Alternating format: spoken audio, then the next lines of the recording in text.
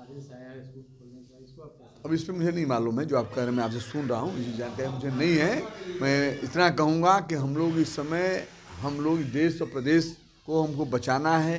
प्रदेश में हमारा विकास हुआ, हमारे नेता ने किया, देश में करना, उसकी लड़ाई लड़ रहे हैं हम लोग। आगे चुनाव हमारे सामने, मैं उसको हम लोग देख रहे हैं। बाकी कुछ चंद ऐसे लोग हैं जो विवाद में डालना चाहते हैं, वो बीजेपी के लोग, हम उससे हम होशियार है, अपना काम कर रहे हैं। अच्छा, अब ये हमेशा ये जो है प्रशांत किशोर हैं, कह रहे हैं कि जेडीयू पार्टी को लोकसभा सीट में 5 सीट भी नहीं आएंगे, ये इसको आप? और समय न बताएगा। और ये सब हम क्या जवाब सवाल करना है, ये तो आदमी हल्का होता है, सवाल जवाब करता है।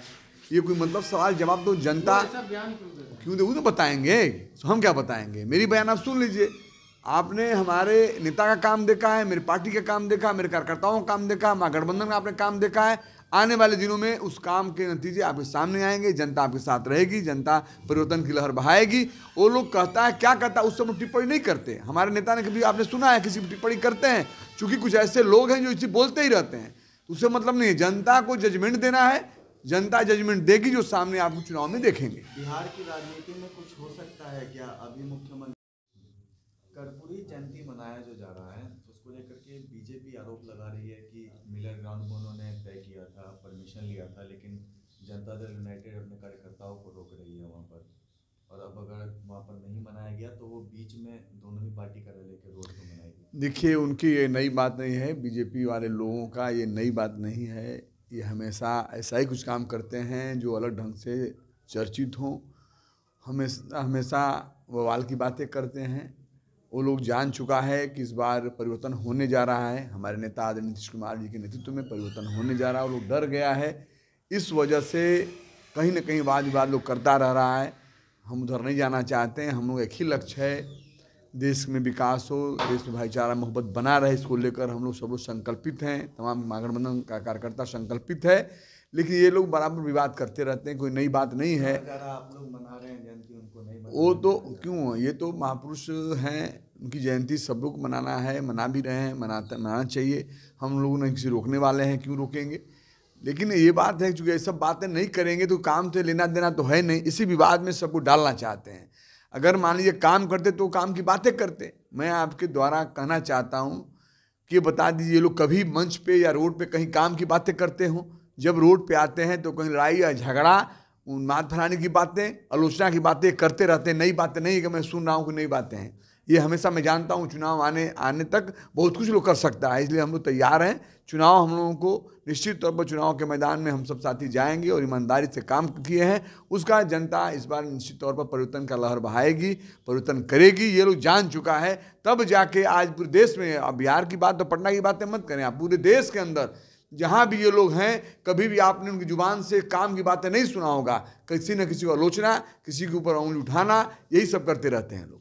सर एक सवाल और, इस बात तय है कि एक ही इच्छा है हमारे लालू बाबू का कि किसी भी परिस्थिति में तेजस्वी को मुख्यमंत्री बनाया जाए, और इसके लिए उनको जो भी करना होगा वो कर सकते हैं। जिसमें ये भी बात थी कि वो मुख्यमंत्री से मिलन भी उनकी हुई होगी, तो शायद ये सब चर्चा होगी। लेकिन अंदरूनी बात आप 25 के बाद, या जो बिहार में कुछ उलट पुलट होने की बात है, अगर नहीं होती है तो आप समझ लीजिए, हो जाती है तो बात सामने आ जाएगी। ठीक, के बाद वो आज भी तो बोल रहे हैं, आज भी बोल रहे हैं कि 22 जनवरी नहीं, 20 जनवरी से लेकर के 25 जनवरी के बीच में बिहार में कोई खेला होना है। और कौन खेला होगा ये अब देखिए आगे। ऐसा तो नहीं ना सर कि पहले आप उनके पुराने साथी रहे, पहले आपको भेज दिया गया, फिर अपने भी आ जाएंगे और आपको आगे भेज करके व्यवस्थित करने के लिए? हमको भेज नहीं दिया गया, हमको तो उन्होंने सीधे कहा कि भाई आप मर्ज कर जाइए और नहीं तो बाहर जाइए। अब इसके बीच में हो सकता है उनकी कूटनीतिक चाल हो, तो इसको मैं क्या कर सकता हूँ। लेकिन ये ज़रूर मैं कहा है कि अगर भाजपा के शीर्षस्थ नेतागण नीतीश कुमार जी को अपने फोल्ड में एक्सेप्ट करते हैं, बुलाते हैं, न्योता देते हैं, तो कम से कम जीतन मांझी विरोध नहीं करेगा। तो आप उनका सहयोग में रहेंगे ना सर? अब फिर विरोध न करेगा तो इसका क्या मतलब हुआ? जिस तरह से लालू प्रसाद, देखिए, हमें भी आते आते मिला, हम आज वेल्लोर से आए हुए आ रहे हैं, अपना मेडिकल चेकअप के लिए गए हुए थे लेकिन जब चेन्नई एयरपोर्ट पर थे तो उसी समय मालूम हुआ कि माननीय मुख्यमंत्री राज्यपाल महोदय के यहाँ जा रहे हैं।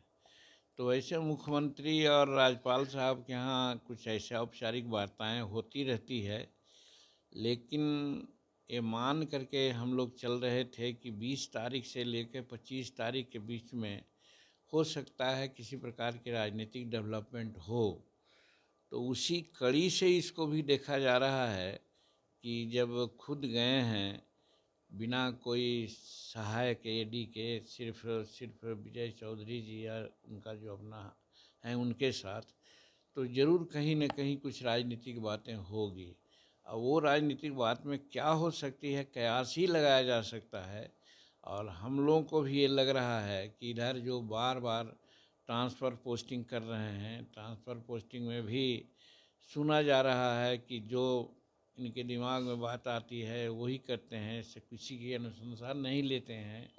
नहीं तो पहले ऐसा होता था कि सभी विधायकों से अनुशंसा ली जाती थी कि भाई कौन किसको पोस्टिंग कहाँ करना है, तो बिना अनुशंसा के ही कुछ पोस्टिंग ट्रांसफ़र कर रहे हैं। और इसी बीच में लेकिन ये भी तो है कि के पाठक जी ज्वाइन नहीं कर रहे थे, तो माननीय मुख्यमंत्री जी ने उनको बुलाया और बुलाने के बाद आपने देखा कि शिक्षा मंत्री को ही उन्होंने हटा दिया।